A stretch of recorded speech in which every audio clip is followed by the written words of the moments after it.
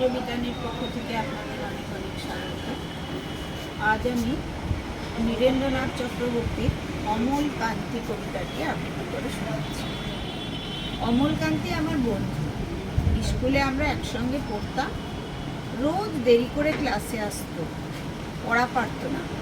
শব্দরূপ জিজ্ঞেস করলে এমন অবাক হয়ে জানলার দিকে তাকিয়ে থাকতো যে দেখে ভারী কষ্ট হতো আমাদের। আমরা কেউ মাস্টার হতে চেয়েছিলাম, কেউ ডাক্তার, কেউ উকিল। অমলকান্তি সেসব কিছু হতে চায়নি, সে রোদ্দুর হতে চেয়েছিল।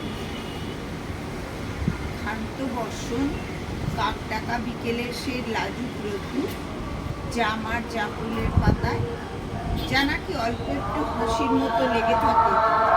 আমরা কেউ মাস্টার হয়েছি, কেউ ডাক্তার, কেউ উকিল। অমলকান্তি রোদ্দুর হতে পারেনি।